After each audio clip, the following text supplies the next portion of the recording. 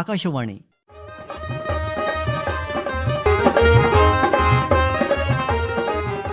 ಕಿಸಾನವಾಣಿ ಈ ಕಾರ್ಯಕ್ರಮದ ಪ್ರಾಯೋಜಕರು ಭಾರತ ಸರ್ಕಾರದ ಕೃಷಿ ಮಂತ್ರಾಲಯ.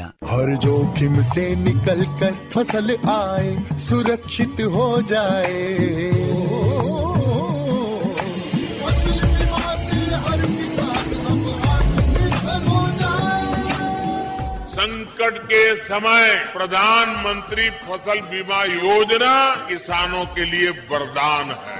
अब सूखा पड़े या बाढ़ आ जाए कोई डर नहीं, अब ओले पड़े या कीट पतंगे फसल खा जाए कोई फिक्र नहीं, क्योंकि हमने लिया है प्रधानमंत्री फसल बीमा.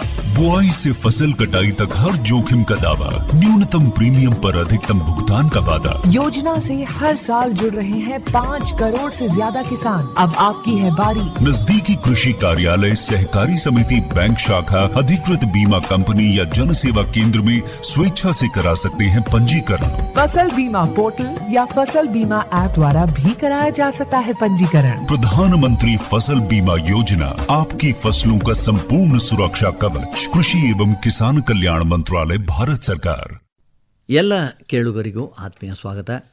ಕೇಳುಗರೆ, ಇವತ್ತು ನಾವು ಮೀನುಗಾರಿಕೆಯಲ್ಲಿ ಕೃತಕ ಬುದ್ಧಿಮತ್ತೆಯ ಹೊಸ ಸಾಧ್ಯತೆ ಬಗ್ಗೆ ಮಾಹಿತಿ ಮಾಡಿಕೊಡ್ತಾ ಇದ್ದೇವೆ.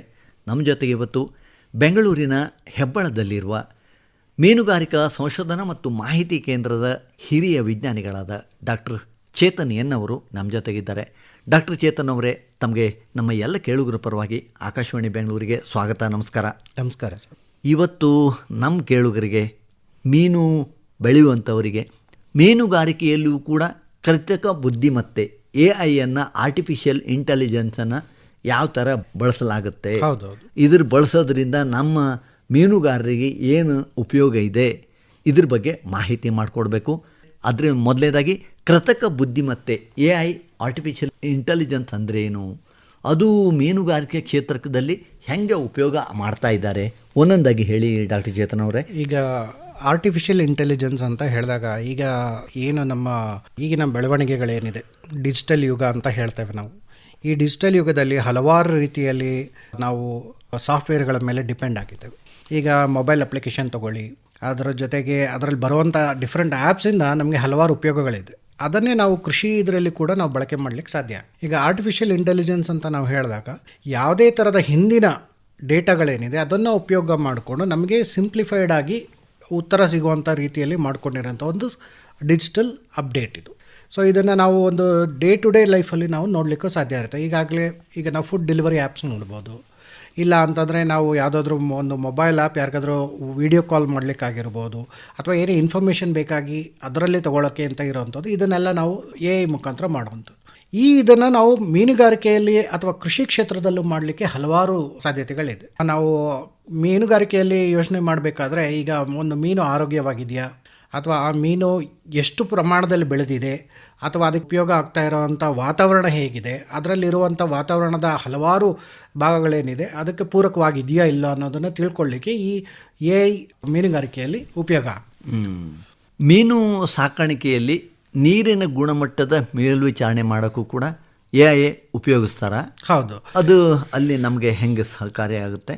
ಈಗ ನಾವು ಇದರಲ್ಲಿ ಏನು ಮಾಡ್ತೇವೆ ಅಂತಂದರೆ, ಈಗ ಹಲವಾರು ಸೆನ್ಸರ್ಸ್ ಇರುತ್ತೆ, ಡಿಜಿಟಲ್ ಸೆನ್ಸರ್ಸ್ ನಾವು ಹೇಳ್ತೇವೆ. ಈಗ ನಾವು ಅದನ್ನು ಸೆನ್ಸರ್ಸ್ನ ಡೈರೆಕ್ಟಾಗಿ ಪಾಂಡಲ್ಲಿ ಬಿಟ್ಟಿರೋದ್ರಿಂದ ಅದರಲ್ಲಿ ನೀವು ಡಿಸಾಲ್ವ್ಡ್ ಆಕ್ಸಿಜನ್, pH ಅಥವಾ ಅಮೋನಿಯಾ, ಇದನ್ನೆಲ್ಲ ನಾವು ಕ್ರಿಟಿಕಲ್ ಫ್ಯಾಕ್ಟರ್ಸ್, ಇದನ್ನೆಲ್ಲ ಒಂದು ಮೀನು ಬೆಳವಣಿಗೆಗೆ ಬೇಕಾಗಿರುವಂಥ ಕ್ರಿಟಿಕಲ್ ಫ್ಯಾಕ್ಟರ್ಗಳು. ಇದನ್ನು ನಾವು ರಿಯಲ್ ಟೈಮ್ ಡೇಟಾಲ್ಲಿ ನೋಡ್ತಾ ಇರ್ತೇವೆ. ಪ್ರತಿದಿನ ಅದನ್ನು ನೋಡ್ತಾ ಇದ್ದಾಗ ಯಾವಾಗ ಕಡಿಮೆ ಆಯಿತು, ಅದಕ್ಕೆ ಬೇಕಾಗಿರುವಂಥ ಪೂರಕವಾದಂಥ ವಾತಾವರಣನ ನಾವು ಕ್ರಿಯೇಟ್ ಮಾಡಲಿಕ್ಕೆ ಅದಕ್ಕೆ ಬೇಕಾಗಿರೋಂಥ ವ್ಯವಸ್ಥೆಗಳನ್ನು ಮಾಡ್ಕೋತೇವೆ. ಅದೇ ರೀತಿಯಲ್ಲಿ ಹಲವಾರು ರೀತಿಯ ಏನು ನೀರಿನ ಗುಣಧರ್ಮಗಳನ್ನು ನಾವು ಕಾಪಾಡಿಕೊಳ್ಳಿಕ್ಕೆ, ಅದರ ನಿರ್ದಿಷ್ಟವಾದಂಥ ಪ್ರಮಾಣವನ್ನು ಕಂಡುಹಿಡೀಲಿಕ್ಕೆ ಈ ಟೂಲ್ಗಳು, ಈ ಡಿಜಿಟಲ್ ಟೂಲ್ಗಳು ಮುಖ್ಯ ಆಗ್ತದೆ. ಈ AI ಟೂಲ್ಗಳು ಹೇಗೆ ಒಂದು ಸಿಂಪ್ಲಿಫೈಡ್ ಆಗಿ ಹೇಳಬೇಕು ಅಂತಂದರೆ, ಈಗ ಈ ಸೆನ್ಸರ್ಗಳಿಂದ ನಮಗೆ ಒಂದು ಮೊಬೈಲ್ ಆ್ಯಪ್ ಮುಖಾಂತರ ನಮಗೆ ಮಾಹಿತಿ ಕೊಡುವಂಥದ್ದಾಗಿರ್ತದೆ. ನಾವು ಎಲ್ಲೋ ಇದ್ದು ಏನು ನಾವು ಮೀನು ಕೃಷಿಯನ್ನು ಮಾಡ್ತಿದ್ವಿ, ಆ ಸ್ಥಳದಲ್ಲಿ ಏನು ನಡೀತಾ ಇದೆ ಅನ್ನೋದನ್ನು ತಿಳ್ಕೊಳ್ಳಿಕ್ಕೆ ಸಾಧ್ಯ ಆಗುತ್ತೆ. ಅದರ ಪ್ರಕಾರವಾಗೇ ನಾವು ಆ ನೀರಿನ ಗುಣಧರ್ಮವನ್ನು ಕಾಪಾಡಲಿಕ್ಕೆ, ಈಗ ನೀರು ಪ್ರಮಾಣ ಕಡಿಮೆ ಆಗಿರ್ಬೋದು, ಅದರಿಂದ ನೈಟ್ರೋಜನ್ ಲೆವೆಲ್ ಜಾಸ್ತಿ ಆಗಿರ್ಬೋದು, ಅಮೋನಿಯಾ ಲೆವೆಲ್ ಜಾಸ್ತಿ ಆಗಿರ್ಬೋದು, ಅದು ಮೀನಿನ ಆರೋಗ್ಯಕ್ಕೆ ಹಾನಿಕಾರಕ. ಅದನ್ನು ಕಾಪಾಡ್ಕೊಳ್ಳಿಕ್ಕೆ ಇದು ಉಪಯೋಗ ಆಗ್ತದೆ. ಸೊ ಈ ಯಾವಾಗ ಈ ಅಲರ್ಟ್ಸ್ ಬರುತ್ತೆ ಅದರ ಪ್ರಕಾರ ನಾವು ಅದಕ್ಕೆ ಬೇಕಾಗಿರುವಂಥ ಪೂರಕವಾದಂಥ ವ್ಯವಸ್ಥೆಗಳನ್ನು ಮಾಡ್ಕೊಳ್ಳಿಕ್ಕೆ ಸಾಧ್ಯ ಆಗುತ್ತೆ. ಹೀಗೆ ಹಲವಾರು ಸೆನ್ಸರ್ಗಳಿದೆ, ಅದನ್ನು ಉಪಯೋಗಿಸಿ ನಾವು ಎಐನ ಮೀನು ಕೃಷಿಯಲ್ಲಿ ಬಳಕೆ ಮಾಡ್ಕೋಬೋದು. ಇನ್ನೊಂದು, ಈಗ ಆರ್ಟಿಫಿಷಿಯಲ್ ಇಂಟೆಲಿಜೆನ್ಸ್ ಆಧಾರಿತ ಸ್ಮಾರ್ಟ್ ಫೀಡಿಂಗ್ ವ್ಯವಸ್ಥೆ ಇದು ಬಂದಿದೆಯಾ? ಇದು ಈ ಮೀನು ಬೆಳೆಯುವಂಥ ರೈತರಿಗೆ ಯಾವ ರೀತಿ ಉಪಕಾರ ಆಗುತ್ತೆ? ಈಗ ಸ್ಮಾರ್ಟ್ ಫೀಡಿಂಗ್ ಬಗ್ಗೆ ಮಾತಾಡಬೇಕು ಅಂದರೆ ಪ್ರಸ್ತುತವಾಗಿರೋಂಥ ಇದರಲ್ಲಿ ಹಲವಾರು ಯುವಕರು ಮೀನು ಕೃಷಿಯಲ್ಲಿ ಆಸಕ್ತಿ ತೋರಿ ಅದನ್ನು ಉಪಯೋಗ ಮಾಡ್ಕೋತಾ ಇದ್ದಾರೆ. ಅದರಲ್ಲಿ ಹಲವಾರು ಸಾಫ್ಟ್ವೇರ್ಗಳನ್ನು ನಾವು ನೋಡ್ಬೋದು. ಈಗ ನಾವು ಅಡ್ವಾನ್ಸ್ ಟೆಕ್ನಾಲಜೀಸ್ ಇನ್ ಅಕ್ವಾಕಲ್ಚರ್ ಅಂತ ಹೇಳಿದಾಗ ಈಗ ಇರುವಂಥ ತಂತ್ರಜ್ಞಾನಗಳನ್ನು ಬಳಸಿ ಇಂಟೆನ್ಸಿವ್ ಕಲ್ಚರ್ ಅಂದರೆ ಕಡಿಮೆ ಸ್ಥಳದಲ್ಲಿ ಹೆಚ್ಚಿನ ಸಾಂದ್ರತೆಯಲ್ಲಿ ಮೀನು ಬೆಳೆಯುವಂಥ ಹಲವಾರು ತಂತ್ರಜ್ಞಾನಗಳನ್ನು ನಾವು ಬಳಕೆ ಮಾಡಿದ್ದೀವಿ. ಅದಕ್ಕೆ ಉದಾಹರಣೆ ಬಯೋಫ್ಲಾಕ್ ಆಗಿರ್ಬೋದು, ರೀಸರ್ಕ್ಯುಲೇಟರಿ ಅಕ್ವಾಕಲ್ಚರ್ ಸಿಸ್ಟಮ್ ಆಗಿರ್ಬೋದು. ಈ ಥರದ ರೀತಿಯಲ್ಲೆಲ್ಲ ಇದ್ದಾಗ ಹೆಚ್ಚಿನ ಏನೋ ಒಂದು ಎಫರ್ಟ್ ಏನಿದೆ, ಈ ಲೇಬರ್ ಎಫರ್ಟ್ನ ನಾವು ರೆಡ್ಯೂಸ್ ಮಾಡೋಕ್ಕೋಸ್ಕರ ಈ AI ಟೂಲ್ಸ್ ಯೂಸ್ ಆಗುತ್ತೆ. ಅದರಲ್ಲಿ ಸ್ಮಾರ್ಟ್ ಫೀಡಿಂಗ್ ಕೂಡ ಒಂದು. ಅಂದರೆ ಸರಿಯಾದ ಸಮಯಕ್ಕೆ ಎಷ್ಟು ಆಹಾರವನ್ನು ಮೀನಿಗೆ ಕೊಡಬೇಕು ಅದನ್ನು ಮೊದಲೇ ನಾವು ನಿರ್ಧಾರವಾಗಿ ಫೀಡ್ ಮಾಡಿರೋದ್ರಿಂದ ಅದು ಆ ಸಮಯಕ್ಕೆ ಅಷ್ಟು ಫೀಡನ್ನು ಆ ಹೊಂಡಕ್ಕೆ ಹಾಕುತ್ತೆ. ಅದಕ್ಕೆ ನಾವು ಆ ಫೀಡಿಂಗ್ ಮಿಷಿನ್ಗೆ ಟೈಮರ್ಸ್ ಅಂತ ಫಿಕ್ಸ್ ಮಾಡುತ್ತೆ. ಆ ಟೈಮಿಗೆ ಈಗ ಬೆಳಗ್ಗೆ 8 ಗಂಟೆಗೆ ಅಂದರೆ 8 ಗಂಟೆಗೆ ಇಷ್ಟು ಪ್ರಮಾಣ 200 ಗ್ರಾಮ್ ಅಂತಂದರೆ 200 ಗ್ರಾಮ್ ಮಾತ್ರ ಬೀಳುತ್ತೆ ಅದರಲ್ಲಿ. ಸೊ ಈ ಥರದ್ದು ಇದನ್ನು ನಾವು ಮಾಡುವಾಗ ಅಲ್ಲಿ ನಾವು ಖುದ್ದಾಗಿ ಹೋಗಿ ಮಾಡೋವಂಥದ್ದು ಏನಿಲ್ಲ. ಫೀಡಿಂಗ್ ಮಿಷಿನ್ಗೆ ನಾವು ಸರಿಯಾದ ಪ್ರಮಾಣದ ಫೀಡನ್ನು ನಾವು ತುಂಬಿಸಿಟ್ರೆ ನಾವು ಎಲ್ಲೇ ಇದ್ಕೊಂಡು ಮೊಬೈಲ್ ಆ್ಯಪ್ ಮುಖಾಂತರ ಅದನ್ನು ಫೀಡ್ ಮಾಡಲಿಕ್ಕೆ ಸಾಧ್ಯ ಆಗುತ್ತೆ. ಇದು ಸ್ಮಾರ್ಟ್ ಫೀಡಿಂಗ್ ಮುಖಾಂತರ ನಮ್ಗೆ ಏನಾಗುತ್ತೆ ಅಂತಂದರೆ ಒಂದು ಹೆಚ್ಚಿನ ಫೀಡನ್ನು ವೇಸ್ಟ್ ಮಾಡೋದನ್ನು ನಾವು ಕಡಿಮೆ ಮಾಡ್ಬೋದು. ಅದ್ರ ಜೊತೆಗೆ ಆ ವೇಸ್ಟ್ ಆಗಿರೋ ಫೀಡಿಂದ ನೀರಿನ ಗುಣಧರ್ಮ ಮೇಲೆ ಆಗುವಂಥ ಪ್ರಭಾವ ಆಗಿರ್ಬೋದು, ಅಥವಾ ಆ ವೇಸ್ಟಿಂದ ನಮಗೆ ಆದಾಯವಾಗಿ ಕನ್ವರ್ಟ್ ಆಗ್ತಿದ್ದಂಥ ಏನು ಇದೆ ಅದನ್ನು ರಿಡ್ಯೂಸ್ ಮಾಡಲಿಕ್ಕೆ ಉಪಯೋಗ ಆಗ್ತದೆ. ಈಗ ಮೀನುಗಳಿಗೆ ರೋಗವು ಕೂಡ ಬಂದಿರುತ್ತೆ. ಈ ಆರ್ಟಿಫಿಷಿಯಲ್ ಇಂಟೆಲಿಜೆನ್ಸ್ ಉಪಯೋಗ ಮಾಡೋದ್ರಿಂದ ಈ ಮೀನುಗಳಿಗೆ ಯಾವ ರೋಗ ಬರ್ಬೋದು ಅನ್ನೋದು ಕೂಡ ಕಂಡುಹಿಡ್ಕೊಳ್ಬೋದಾ? ಹೌದು. ಈಗ ಸ್ಮಾರ್ಟ್ ಫೀಡಿಂಗ್ ಬಗ್ಗೆ ನಾನು ಹೇಗೆ ಹೇಳಿದೆ ಅದೇ ಥರದೇ ಈಗ ಒಂದು ತಳಿ ಮೀನು, ಈಗ ಉದಾಹರಣೆಗೆ ನಾವು ಗೆಂಡೆ ಮೀನುಗಳಲ್ಲಿ ಒಂದು ತಳಿಯನ್ನು ತೊಗೊಳ್ಳೋಣ, ಯಾವುದಾದ್ರು ಕಾಟ್ಲಾ ಅಂತ ತೊಗೊಳ್ಳೋಣ. ಅದನ್ನು ನಾವು ಕೃಷಿಯನ್ನು ಮಾಡ್ತಿದ್ದಾಗ ಅದಕ್ಕೆ ಬರ್ಬೋದಂಥ ಎಲ್ಲ ರೋಗಗಳನ್ನು ನಾವು ಮೊದಲೇ ಮೆಷಿನ್ ಲರ್ನಿಂಗಲ್ಲಿ ನಾವು ಅದಕ್ಕೆ ಫೀಡ್ ಮಾಡಿರ್ತೇವೆ. ಅದಕ್ಕೆ ಹಲವಾರು ರೀತಿಯ ಫೋಟೋಗ್ರಾಫ್ಗಳಾಗಿರ್ಬೋದು ಅಥವಾ ಅದಕ್ಕೆ ಬೇಕಾಗಿರುವಂಥ ಡೇಟಾ ಏನಿದೆ ಎಲ್ಲವನ್ನು ನಾವು ಮುಂದೆ ತುಂಬಿಸಿರುವಾಗ ಆ ಮೀನಲ್ಲಿ ಯಾವ ಸ್ಟೇಜಲ್ಲಿ ಅದರ ಬಣ್ಣ ಬದಲಾಗ್ಬೋದು, ಅದರ ಮೇಲೆ ಚುಕ್ಕೆಗಳಿರ್ಬೋದು ಅಥವಾ ಅದರ ಮೇಲೆ ಆಗುವಂಥ ಅಲ್ಸರ್ಗಳಾಗಿರ್ಬೋದು ಅದನ್ನು ಕಂಡುಹಿಡಿಯುತ್ತದು. ಈ ಸೆನ್ಸರ್ಗಳ ಮುಖಾಂತರ ಕಂಡುಹಿಡಿದ ನಂತರ ನಮಗೆ ಮಾಹಿತಿಯನ್ನು ನೀಡುತ್ತೆ, ಇದು ಈ ಥರದ ಒಂದು ಔಟ್ಬ್ರೇಕ್ ಆಗ್ತಾ ಇದೆ. ಸೊ ಅದಕ್ಕೆ ನಾವು ಸರಿಯಾದ ರೀತಿಯಲ್ಲಿ ನಿರ್ವಹಣೆಯನ್ನು ಆದಷ್ಟು ಬೇಗ ಮಾಡ್ಕೋಬೋದು. ಸೊ ಈ ಥರದ್ದು ಮಾಡಿದಾಗ ನಮಗೆ ಕಡಿಮೆ ಅವಧಿಯಲ್ಲಿ ಹೆಚ್ಚಿನ ಏನು ಒಂದು ನಿರ್ವಹಣಾ ಕ್ರಮವನ್ನು ತಗೊಳ್ಳಿಕ್ಕೆ ಸಾಧ್ಯ ಆಗುತ್ತೆ. ಇದರಿಂದ ನಮಗೆ ಮುಂದೆ ಬರುವಂಥ ದೊಡ್ಡ ಪ್ರಮಾಣದ ಲಾಸನ್ನು ನಾವು ತಡೀಲಿಕ್ಕೆ ಸಾಧ್ಯ ಆಗುತ್ತೆ. ಸೊ ಇದೆಲ್ಲ ಸೆನ್ಸರ್ ಬೇಸ್ಡ್ ಆಗಿರೋದ್ರಿಂದ ನಮಗೇನಾಗುತ್ತೆ, ಬರೀ ಅದರ ಆರೋಗ್ಯದ ವಿಷಯದೇ ಅಂತಲ್ಲ, ರೋಗಗಳ ನಿರ್ವಹಣೆ ಆಗಿರ್ಬೋದು ಅಥವಾ ಯಾವ ಪ್ರಮಾಣದಲ್ಲಿ ಮೀನಿನ ಬೆಳವಣಿಗೆ ಆಗ್ತಾ ಇದೆ ಇದನ್ನು ಕಂಡುಹಿಡಿಯಲಿಕ್ಕೂ ಸಾಧ್ಯ ಆಗುತ್ತೆ. ಇನ್ನೊಂದು ಡಾಕ್ಟರ್ ಚೇತನ್ ಅವರೇ, ಈಗ ಮೀನುಗಾರಿಕೆಯಲ್ಲೂ ಕೂಡ ಡ್ರೋನ್ ತಂತ್ರಜ್ಞಾನ ಉಪಯೋಗಿಸ್ತಾರೆ. ಹಾಗೆ ಈಗ ಆರ್ಟಿಫಿಷಿಯಲ್ ಇಂಟೆಲಿಜೆನ್ಸನ್ನು ಕೂಡ ಉಪಯೋಗಿಸಲಾಗ್ತಾ ಇದೆ. ಈ ಎರಡೂ ಸೇರಿ ನಮ್ಮ ಮೀನುಗಾರಿಕೆ ಕ್ಷೇತ್ರದಲ್ಲಿ ಯಾವ ಬದಲಾವಣೆಯನ್ನು ನಾವು ನಿರೀಕ್ಷಿಸಬಹುದು? ಈಗ ಡ್ರೋನ್ ನಾವು ಉಪಯೋಗ ಮಾಡೋದು ಅಂತ ನೋಡಿದ್ರೆ ದೊಡ್ಡ ಪ್ರಮಾಣದಂಥ ಜಲಾಶಯಗಳಿರ್ಬೋದು, ಕೆರೆಗಳಾಗಿರ್ಬೋದು, ಎಲ್ಲಿ ನೀರಿನ ವಿಸ್ತೀರ್ಣ ಜಾಸ್ತಿ ಇದೆ ಅಲ್ಲಿ ನಾವು ಇದನ್ನು ಉಪಯೋಗ ಮಾಡ್ಲಿಕ್ಕೆ ಸಾಧ್ಯ ಆಗುತ್ತೆ. ಮೇಲಿಂದ ನೋಡ್ಬೋದು. ಇದರಿಂದ ಒಂದು ಎಷ್ಟು ವಿಸ್ತೀರ್ಣ ಇದೆ ಅನ್ನೋದನ್ನ ಒಂದು ಮಾಹಿತಿ ತಿಳ್ಕೊಳ್ಳಿಕ್ಕೆ ಒಂದು ಉಪಯೋಗ ಮಾಡ್ಕೋಬಹುದು. ಅಥವಾ ನೀರಿನ ಗುಣಧರ್ಮ ಏನಾಗಿದೆ, ಕೆಲವು ಸರಿ ಏನಾಗುತ್ತೆ ತುಂಬಾ ಹೆಚ್ಚು ಪಾಚಿ ಬೆಳೆದಿರಬಹುದು, ಅಥವಾ ಎಲ್ಲೋ ಒಂದು ಜಾಗದಲ್ಲಿ ಆ ಮೀನ ಕಾನ್ಸಂಟ್ರೇಷನ್ ಜಾಸ್ತಿ ಇರಬಹುದು, ಇದೊಂದು ಆಗುತ್ತೆ. ಅದ್ರ ಜೊತೆಗೆ ಮೀನಿನ ಕಳ್ತನ ಮಾಡ್ತಿದ್ರೆ ಅದನ್ನು ಐಡೆಂಟಿಫೈ ಮಾಡ್ಲಿಕ್ಕೆ ಆಗ್ಬೋದು. ಈ ಥರದ ರೀತಿಯಲ್ಲೆಲ್ಲ ನಾವು ಒಂದು ಡ್ರೋನ್ ಮುಖಾಂತರ ಮಾಡ್ಬೋದು. ಆದರೆ ಇದಕ್ಕೆ AI ನಾವು ಅಳವಡಿಕೆ ಮಾಡಿದಾಗ ಏನಾಗುತ್ತೆ ಅಂದರೆ ಆಗಲೇ ಆ ರಿಯಲ್ ಟೈಮ್ ಡೇಟಾವನ್ನು ಕೊಡುತ್ತೆ. ಯಾವ ಪ್ರಮಾಣದಲ್ಲಿದೆ, ಅದರಿಂದ ನಮಗೆ ಏನು ಮಾಹಿತಿ ಸಿಗಬೇಕು, ಇದು ನಾವು ಅಂದ್ಕೊಂಡಿರೋ ರೀತಿಯ ಇದೆಯಾ ಅಥವಾ ಅದಕ್ಕಿಂತ ಯಾವ ಥರ ಬದಲಾವಣೆ ಆಗಿದೆ, ಅಥವಾ ಅದರಲ್ಲಿರುವಂಥ ಮೀನಿನ ಸಾಂದ್ರತೆ ಎಷ್ಟಿದೆ, ಸ್ಟಾಕಿಂಗ್ ಡೆನ್ಸಿಟಿ ಎಷ್ಟಿದೆ, ಎಷ್ಟು ಬೆಳವಣಿಗೆ ಆಗಿದೆ, ಯಾವ ಟೈಮ್ಗೆ ನಾವು ಇದನ್ನು ಪರಿಪೂರ್ಣವಾಗಿ ಹಾರ್ವೆಸ್ಟ್ ಮಾಡಲಿಕ್ಕೆ ಸಾಧ್ಯ ಆಗುತ್ತೆ. ಇದನ್ನೆಲ್ಲ ಮಾಹಿತಿಯನ್ನು ಈ ಒಂದು AI ಮತ್ತು ಡ್ರೋನ್ ಮುಖಾಂತರ ನಾವು ಮಿಶ್ರಣ ಮಾಡಿ ನಾವು ಒಂದು ದೊಡ್ಡ ಜಲಾಶಯಗಳಲ್ಲಿ ಅಥವಾ ದೊಡ್ಡ ವಿಸ್ತೀರ್ಣ ಇರುವ ನೀರಿನ ಪ್ರದೇಶಗಳಲ್ಲಿ ನಾವು ಮಾಡಲಿಕ್ಕೆ ಸಾಧ್ಯ ಆಗುತ್ತೆ. ಈಗ ನಮ್ಮ ರಾಜ್ಯ ಕರ್ನಾಟಕದಲ್ಲಿ ಒಳನಾಡು ಮೀನು ಸಾಕಾಣಿಕೆಯಲ್ಲಿ ಈ ಒಂದು ಆರ್ಟಿಫಿಷಿಯಲ್ ಇಂಟೆಲಿಜೆನ್ಸ್ ಅಳವಡಿಕೆಗೆ ಏನು ಅವಕಾಶ ಇದೆ, ಎಲ್ಲೆಲ್ಲಿ ಈ ಆರ್ಟಿಫಿಷಿಯಲ್ ಇಂಟೆಲಿಜೆನ್ಸನ್ನು ನಾವು ಒಳನಾಡು ಮೀನುಗಾರಿಕೆಯಲ್ಲಿ ಉಪಯೋಗಿಸ್ಕೊಳ್ಬೋದು ಡಾಕ್ಟರ್ ಚೇತನ್ ಅವರೇ? ಈಗ ನಾನು ಹೇಳಿದಾಗೆ ಈಗಿನ ಹೊಸ ಟೆಕ್ನಾಲಜಿಗಳೇನಿದೆ, recirculator aquaculture system, biofloc technology ಅಥವಾ ಪಂಜರ ಕೃಷಿ ಅಂತ ಏನು ಮಾಡ್ತಾ ಇದ್ದಾವೆ, ಇವೆಲ್ಲದರಲ್ಲೂ ಕೂಡ ಈ ಒಂದು ಡಿಜಿಟಲ್ ಆ್ಯಪ್ಸ್ನ ನಾವು ಉಪಯೋಗಿಸ್ಕೋಬೋದು ಅಥವಾ ಅದರ ಸೇವೆಗಳನ್ನು ಬಳಕೆ ಮಾಡ್ಕೋಬೋದು. ಸ್ಮಾರ್ಟ್ ಫೀಡಿಂಗ್, ನಾನು ಆಗಲೇ ಹೇಳಿದಾಗೆ ಸ್ಮಾರ್ಟ್ ಫೀಡಿಂಗ್ ಟೆಕ್ನಾಲಜಿ ಆಗಿರ್ಬೋದು ಅಥವಾ ನೀರಿನ ಗುಣಧರ್ಮಗಳನ್ನು ಕಾಪಾಡ್ಕೊಳ್ಳೋಕ್ಕಾಗಿರ್ಬೋದು. ಇವೆಲ್ಲವನ್ನು ಸೇರಿದ್ರೆ ನಮ್ಮ ಕರ್ನಾಟಕದಲ್ಲಿ ಹಲವಾರು ರೀತಿಯಲ್ಲಿ ಹೊಸ ತಂತ್ರಜ್ಞಾನ ಬಳಸಿ ಮೀನು ಕೃಷಿಯನ್ನು ಮಾಡ್ತಿರೋ ಹಲವಾರು ಕೃಷಿಕರಿದ್ದಾರೆ. ಅವರು ಇದರಿಂದ ಅವರಲ್ಲಿ ಏನು ಹೆಚ್ಚಿನ ಲೇಬರ್ ಇಂಟೆನ್ಸಿವ್ ಕೆಲಸ ಏನಿದೆ ಅದನ್ನು ರಿಡ್ಯೂಸ್ ಮಾಡ್ಬೋದು. ಅದು ಆದಾಯವಾಗಿ ಟರ್ನ್ ಆಗುತ್ತೆ. ಅದರ ಜೊತೆಗೆ ಹೆಚ್ಚಿನ ಮೀನಿನ ಬೆಳವಣಿಗೆಯನ್ನು ಮಾಡ್ಕೋಬೋದು. ಅದರ ಯಾವ ಪ್ರಮಾಣಕ್ಕೆ ಮಾರುಕಟ್ಟೆ ಬೆಲೆ ಎಷ್ಟಿದೆ ಅದನ್ನು ನೋಡಿಕೊಂಡು ನಾವು ಮೀನಿನ ಮಾರಾಟ ಮಾಡಲಿಕ್ಕೆ ಕೂಡ ಸಾಧ್ಯ ಆಗುತ್ತೆ. ಸೊ ಇದರ ಜೊತೆಗೆ ಆರೋಗ್ಯಕರವಾದ ಮೀನನ್ನು ನಾವು ಸರಿಯಾದ ಪ್ರಮಾಣದಲ್ಲಿ ಬೆಳೆದು ಸಾಕಾಣಿಕೆ ಅಥವಾ ಮಾರುಕಟ್ಟೆ ಮಾಡಲಿಕ್ಕೆ ಸಾಧ್ಯ ಆಗುತ್ತೆ. ಇದು ಕರ್ನಾಟಕದಲ್ಲಿ ಹಲವಾರು ಕೃಷಿಕರು ಈಗಾಗಲೇ ಕೆಲವರು ಸಾಫ್ಟ್ವೇರ್ ಇಂಜಿನಿಯರ್ಸ್ ಏನು ಮೀನು ಕೃಷಿಗೆ ಇಳಿದಿದ್ದಾರೆ ಇದನ್ನು ಬಳಕೆ ಮಾಡ್ಕೋತಾ ಇದ್ದಾರೆ. ಈಗಾಗಲೇ ಸ್ಮಾರ್ಟ್ ಫೀಡಿಂಗ್ ಆಗಿರ್ಬೋದು ಅಥವಾ ರಿಯಲ್ ಟೈಮ್ ಡೇಟಾ ಕೊಡುವಂಥ ಸೆನ್ಸರ್ಗಳಾಗಿರ್ಬೋದು, ವಾಟರ್ ಕ್ವಾಲಿಟಿ ಆಗಿರ್ಬೋದು ಅಥವಾ ಎಷ್ಟು ಪ್ರಮಾಣದ ಬೆಳವಣಿಗೆ ಆಗಿದೆ ಇದನ್ನು ತಿಳ್ಕೊಳ್ಳೋವಂಥ ಡೇಟಾ ಸೆಟ್ಸ್ನ ಯೂಸ್ ಮಾಡ್ತಾ ಇರುತ್ತೆ. ಇದೆಲ್ಲ ಈಗಾಗಲೇ ಕರ್ನಾಟಕದಲ್ಲಿ ಮಾಡ್ತಿದ್ದಾರೆ. ಮುಂದಿನ ದಿನಗಳಲ್ಲಿ ಕೂಡ ಹೆಚ್ಚಾಗುವ ಸಾಧ್ಯತೆ, ಯಾಕಂದರೆ ಈಗ ಎನ ಸಿಂಪ್ಲಿಫೈಡ್ ಮಾಡ್ತಾರೆ. ಈಗ ಮೊದಲಾದರೆ ಒಬ್ಬ ಸಾಫ್ಟ್ವೇರ್ ಇಂಜಿನಿಯರ್ ಅಥವಾ ಒಬ್ಬ ಅದರ ಬಗ್ಗೆ ತಿಳ್ಕೊಂಡಿರೋವಂಥ ಪರ್ಸನ್ನೇ ಅದು ಬೇಕಿತ್ತು. ಈಗ ಸಿಂಪ್ಲಿಫೈಡ್ ಮಾಡಿ ಪ್ರತಿಯೊಬ್ಬ ವ್ಯಕ್ತಿಯು ಅದನ್ನು ಅರ್ಥ ಮಾಡ್ಕೊಂಡು ಬಳಕೆ ಮಾಡ್ಕೊಳ್ಳೋ ಲೆವೆಲ್ಗೆ ತರಬೇತಿಗಳನ್ನು ಕೊಡ್ತಾ ಇದ್ದಾರೆ. ಅದನ್ನು ಬಳಕೆ ಮಾಡ್ಕೊಂಡು ನಾವು ಕೃಷಿ ಮಾಡೋದ್ರಲ್ಲಿ ಸಾಧ್ಯ. ಈಗ ಇನ್ನೊಂದು ಡಾಕ್ಟರ್ ಚೇತನ್ ಅವರೇ, ಈಗ ಸಣ್ಣ ಮತ್ತು ಮಧ್ಯಮ ಮಟ್ಟದ ಮೀನು ಸಾಕಣೆ ಮಾಡುವಂಥ ರೈತರು ಆರ್ಟಿಫಿಷಿಯಲ್ ಇಂಟೆಲಿಜೆನ್ಸ್ ತಂತ್ರಜ್ಞಾನವನ್ನು ಅಳವಡಿಸ್ಕೊಳ್ಳೋದ್ರಲ್ಲಿ ಯಾವ್ಯಾವ ಸವಾಲನ್ನು ಎದುರಿಸಬೇಕಾಗುತ್ತೆ?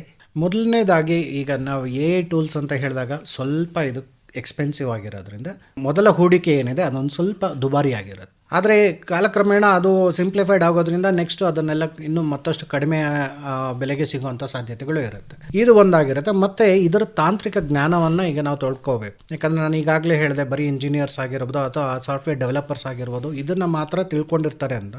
ಈಗ ಸಿಂಪ್ಲಿಫೈಡ್ ಆಗಿರೋದ್ರಿಂದ ಹಲವಾರು ತರಬೇತಿ ಕಾರ್ಯಕ್ರಮಗಳನ್ನು ಮಾಡ್ತೇವೆ ನಾವು. ಇಲಾಖೆಗಳಿಂದ ಮಾಡ್ತೇವೆ, ಸಂಶೋಧನಾ ಕೇಂದ್ರಗಳಿಂದ, ವಿಶ್ವವಿದ್ಯಾಲಯಗಳಿಂದ ನಾವು ಮಾಡ್ತೇವೆ. ಇದರಲ್ಲಿ ಕೃಷಿಕರಿಗೆ ಬೇಕಾಗಿರೋಂಥ ಮಾಹಿತಿ ಏನಿದೆ ಅದನ್ನು ನಾವು ಮಾಡೋದ್ರಿಂದ ಈ ಒಂದು ಜ್ಞಾನದೊಂದಿಗೆ ಈ ಟೂಲ್ಸ್ನ ಅವರು ಉಪಯೋಗಿಸ್ಕೊಳ್ಳಿಕ್ಕೆ ಸಾಧ್ಯ ಆಗಿದೆ. ಮತ್ತು ಇದರ ಜೊತೆಗೆ ಈ ಒಂದು ನಿರ್ವಹಣಾ ವೆಚ್ಚ ಕೂಡ ಇದರಲ್ಲಿ ಇರುತ್ತೆ. ನಾವು ಬರೀ ಅದನ್ನು ಹಾಕಿ ಬಿಟ್ಟರೆ ಆಗೋದಿಲ್ಲ, ಅದನ್ನು ಪ್ರತಿದಿನವನ್ನು ನೋಡಿಕೊಂಡು ಬರುವಂಥ ನಿರ್ವಹಣೆ ಏನಿದೆ ಅದರಲ್ಲಿ ಕೂಡ ಸ್ವಲ್ಪ ಖರ್ಚಾಗಿದೆ. ಯಾಕಂದರೆ ಇದೆಲ್ಲ IoT based, internet of things ಅಂತ ಹೇಳ್ತೇವೆ. ಸೊ ಇದೆಲ್ಲ ಟೂಲ್ಸು ಎಲ್ಲ ಡಿಜಿಟಲೈಸ್ ಆಗಿರೋದ್ರಿಂದ ಇದಕ್ಕೆ ಇಂಟರ್ನೆಟ್ ಫೆಸಿಲಿಟಿ ಕೂಡ ಬೇಕಾಗುತ್ತೆ. ಸೊ ಇವೆಲ್ಲ ಸ್ವಲ್ಪ ಮೊದಲನೇ ಬಾರಿ ಅವರು ಇನ್ವೆಸ್ಟ್ ಮಾಡಬೇಕಾಗತ್ತೆ. ತದನಂತರ ಅದರಲ್ಲಿ ಮ್ಯಾನೇಜ್ಮೆಂಟ್ ಏನಿದೆ 10 ಜನ ಮಾಡೋ ಕೆಲಸನೇ ಕಡಿಮೆ ಆಗುತ್ತೆ. ಸೊ ಇದರಿಂದ ನಾವು ಎಲ್ಲೇ ಇದ್ದರೂ ಕೂಡ ನಾವು ಒಂದು ದಿನ ಊರಲ್ಲಿಲ್ಲ, ನನಗೇನೋ ಕೆಲಸದ ಮುಖಾಂತರ ಎಲ್ಲೋ ದೂರ ಹೋಗಬೇಕು, ಅಲ್ಲಿ ಕೂಡ ಅವರು ಆ ಒಂದು ಕೃಷಿಯ ಏನು ಬೆಳವಣಿಗೆ ಏನಿದೆ ಅದನ್ನು ಅವರು ಟ್ರ್ಯಾಕ್ ಮಾಡಲಿಕ್ಕೆ ಈಸಿ ಆಗುತ್ತೆ.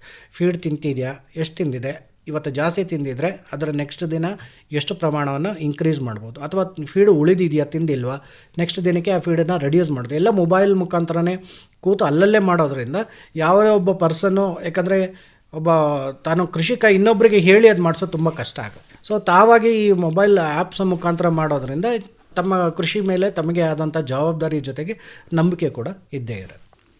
ಡಾಕ್ಟರ್ ಚೇತನ್ ಅವರೇ, ಆರ್ಟಿಫಿಷಿಯಲ್ ಇಂಟೆಲಿಜೆನ್ಸ್ ಬಳಸೋದ್ರಿಂದ ನಮ್ಮ ಮೀನು ಉತ್ಪಾದನೆ ಮತ್ತು ನಮ್ಮ ರೈತರ ಆದಾಯ ಕೂಡ ಹೆಚ್ಚಿಸ್ಬೋದಾ?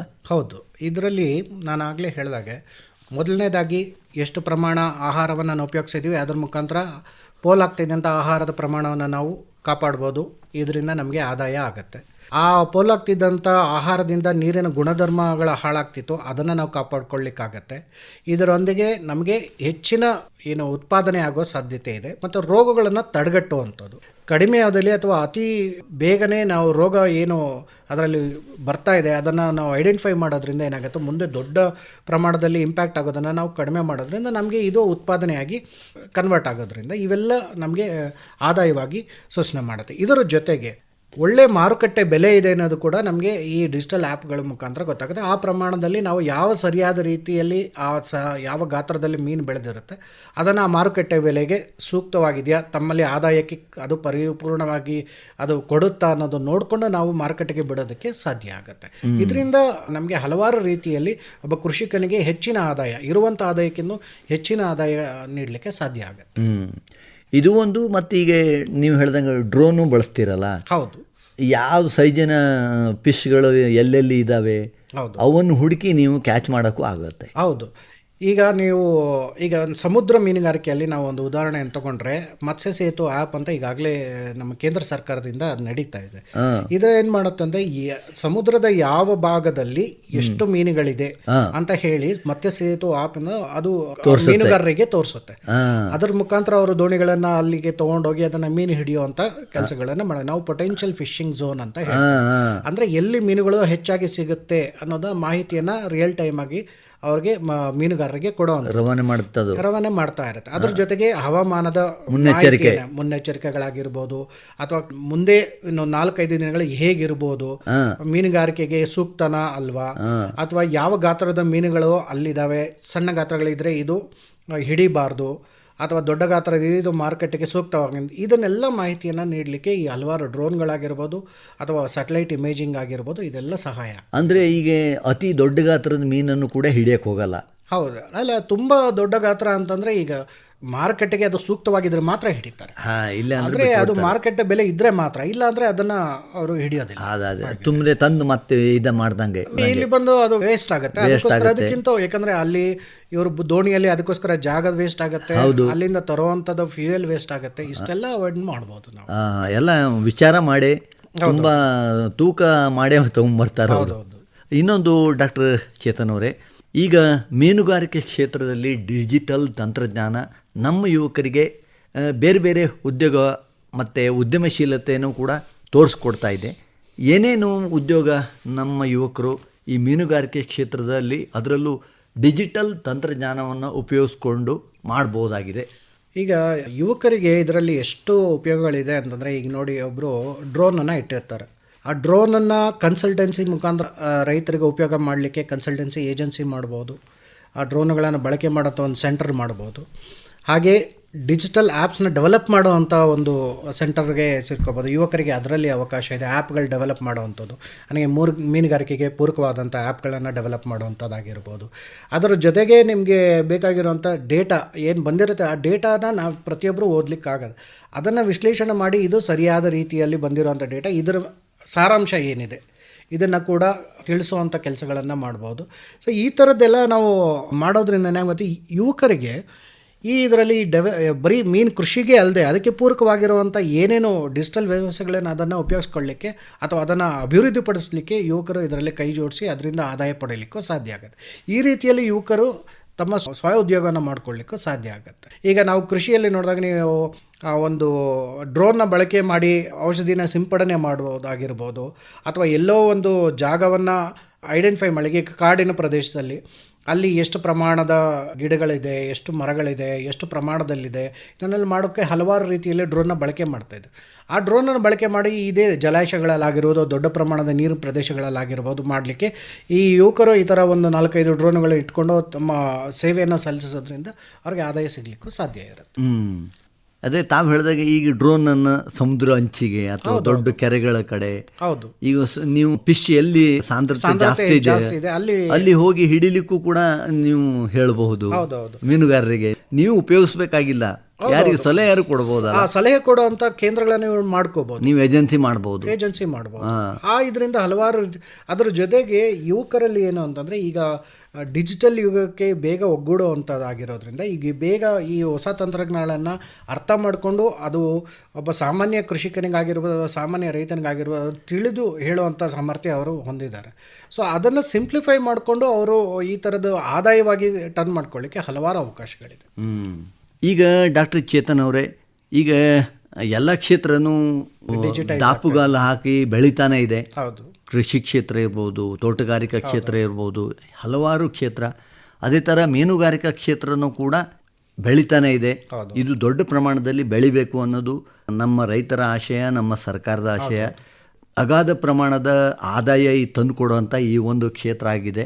ಹಾಗಾಗಿ ಮುಂದಿನ ಅನೇಕ ವರ್ಷಗಳು, ಒಂದು 10 ವರ್ಷ ಇಟ್ಕೊಳ್ಳಿ, ಮುಂದಿನ 10 ವರ್ಷಗಳಲ್ಲಿ ನಮ್ಮ ರಾಜ್ಯದ, ನಮ್ಮ ದೇಶದ ಮೀನುಗಾರಿಕಾ ಕ್ಷೇತ್ರ ಈ ಒಂದು ಕೃತಕ ಬುದ್ಧಿಮತ್ತೆ ಉಪಯೋಗಿಸ್ಕೊಂಡು ಹೋಗೋದ್ರಲ್ಲಿ ಯಾವ ಥರ ಹೆಜ್ಜೆ ಇಡ್ಬೋದು? ಈಗಿನ ಪ್ರಮಾಣ ನೋಡ್ತಾ ಇದ್ದರೆ ಮುಂದಿನ 10 ವರ್ಷದಲ್ಲಿ ಮೆಜಾರಿಟಿ ಎಲ್ಲ ಈ ಸ್ಮಾರ್ಟ್ ಬೇಸ್ಡ್ ಆಕ್ವಾಕಲ್ಚರ್ ಸಿಸ್ಟಮ್ಗೆ ಟರ್ನ್ ಆಗೋ ಸಾಧ್ಯತೆಗಳು ಹೆಚ್ಚಾಗಿದೆ. ಯಾಕಂದರೆ ಈಗಾಗಲೇ ಇರೋವಂಥ ನಮ್ಮಲ್ಲಿ ಇರೋವಂಥ ಜಾಗದ ಸಮಸ್ಯೆ ಅಥವಾ ಸಂಪನ್ಮೂಲಗಳ ಸಮಸ್ಯೆ ಇರೋದ್ರಿಂದ ನಾವು ಹಲವಾರು ರೀತಿಯಲ್ಲಿ AI ಟೂಲ್ಸ್ನ ಉಪಯೋಗಿಸ್ಕೊಂಡು ಮೀನು ಕೃಷಿಯನ್ನು ಮಾಡೋವಂಥ ರೀತಿಗೆ ಬಂದುಬಿಡ್ತೇವೆ. ಈಗ ನಾನು ಆಗಲೇ ಹೇಳಿದೆ, ಹಲವಾರು ಹೊಸ ಟೆಕ್ನಾಲಜಿಗಳಲ್ಲಿ ನಾವು ಇದನ್ನು ಬಳಕೆ ಮಾಡ್ತಿದ್ದೇವೆ ಅಂತ.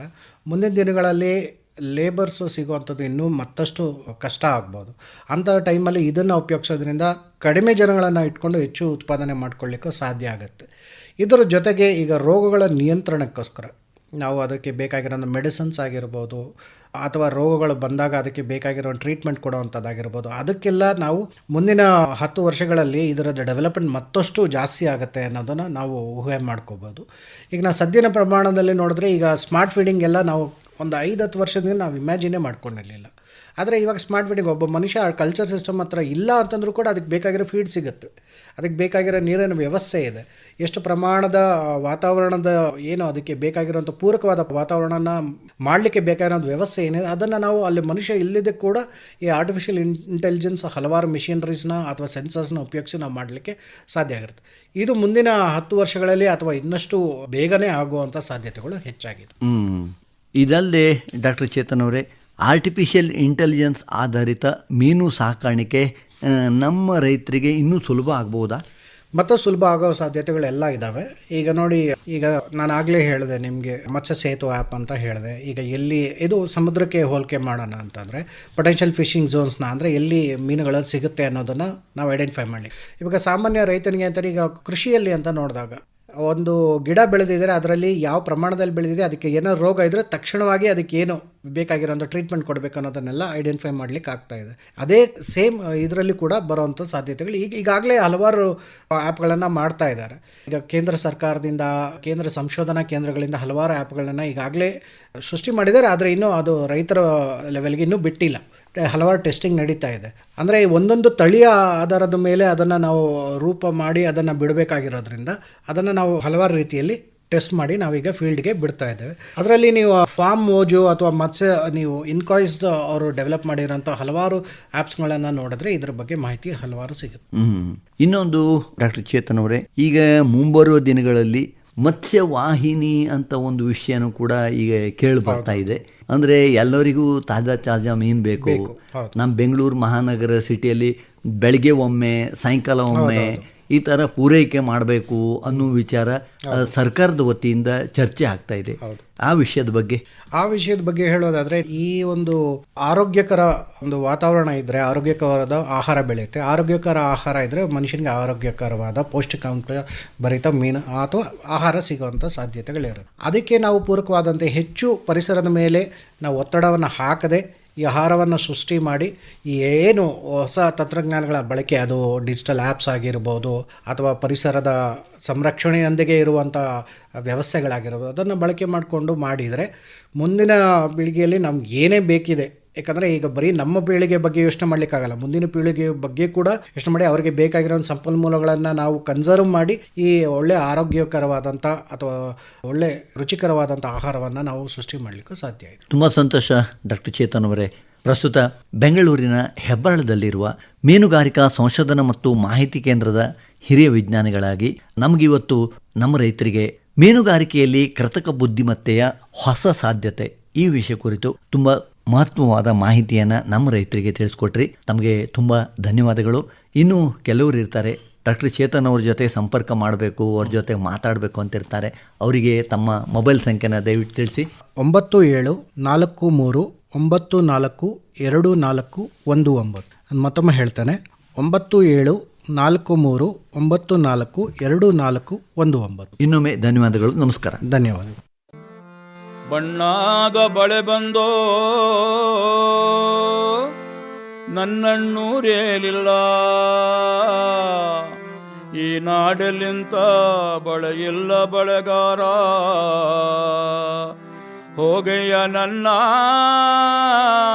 ತವರಿಗೆ ಬಂಗಾರದ ಬಳೆ ಶೆಟ್ಟಿ ಕೊಂಡೋಗೋ ನನ್ನ ತವರಿಗೆ ಇನ್ನೆಲ್ಲಿ ನೋಡಲಿಂತ ಬಳೆಯ ಬಳೆಗರ ಶೆಟ್ಟಿ ಹೋಗಯ್ಯ ನನ್ನ ತವರಿಗೆ ಹೋಗಯ್ಯ ನನ್ನ ತವರಿಗೆ ಇನ್ನೆಲ್ಲಿ ನೋಡಲಿಂತ ಬಳೆಯ ಬಳೆಗರ ಶೆಟ್ಟಿ ಹೋಗಯ್ಯ ನನ್ನ ತವರಿಗೆ ಹೋಗಯ್ಯ ನನ್ನ ತವರಿಗೆ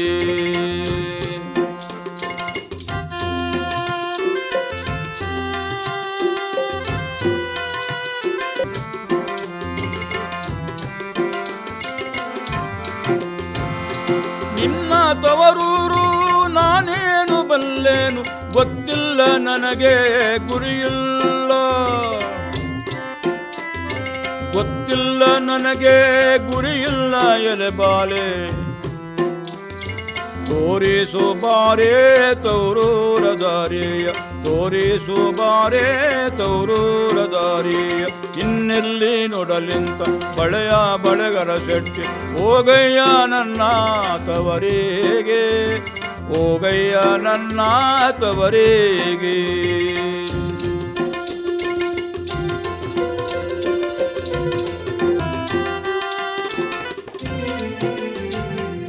ಬಲಕ್ಕೆ ಬಾಳೆಯ ಕಟ್ಟು ಎಡಕ್ಕೆ ಸೀಗೆಯ ಕಟ್ಟು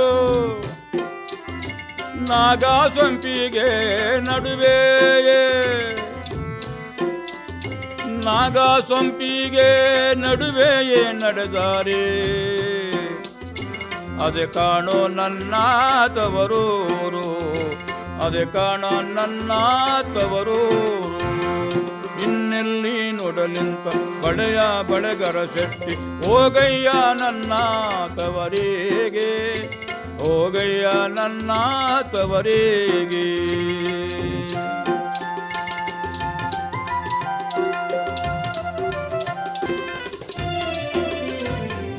ಅಣ್ಣ ನಾಮನೆ ಮುಂದೆ ನಂದಿ ಕೋಲೈದು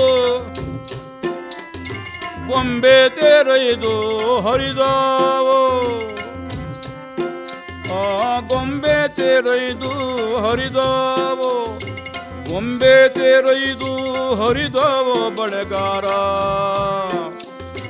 ಅದೇ ಕಾಣೋ ನನ್ನ ತವರೂರು ಅದೇ ಕಾಣೋ ನನ್ನ ತವರೂರು ಇನ್ನೆಲ್ಲಿ ನೋಡಲಿಂತ ಬಳೆಯ ಬಳೆಗರ ಶೆಟ್ಟಿ ಹೋಗಯ್ಯ ನನ್ನ ತವರಿಗೆ ಹೋಗಯ್ಯ ನನ್ನ ತವರಿಗೆ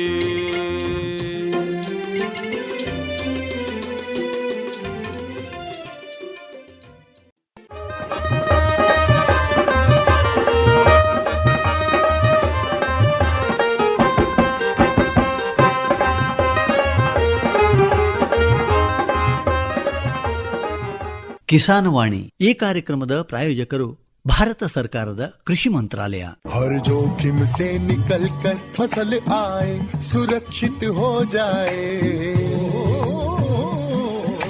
फसल बीमा से हर किसान अब आत्मनिर्भर हो जाए संकट के समय प्रधानमंत्री फसल बीमा योजना किसानों के लिए वरदान है। अब सूखा पड़े या बाढ़ आ जाए कोई डर नहीं, अब ओले पड़े या कीट पतंगे फसल खा जाए कोई फिक्र नहीं, क्योंकि हमने लिया है प्रधानमंत्री फसल बीमा। बुआई से फसल कटाई तक हर जोखिम का दावा, न्यूनतम प्रीमियम पर अधिकतम भुगतान का वादा। योजना से हर साल जुड़ रहे हैं 5 करोड़ से ज्यादा किसान। अब आपकी है बारी। नजदीकी कृषि कार्यालय, सहकारी समिति, बैंक शाखा, अधिकृत बीमा कंपनी या जन सेवा केंद्र में स्वेच्छा से करा सकते हैं पंजीकरण। फसल बीमा पोर्टल या फसल बीमा ऐप द्वारा भी कराया जा सकता है पंजीकरण। प्रधानमंत्री फसल बीमा योजना आपकी फसलों का संपूर्ण सुरक्षा कवच। कृषि एवं किसान कल्याण मंत्रालय, भारत सरकार।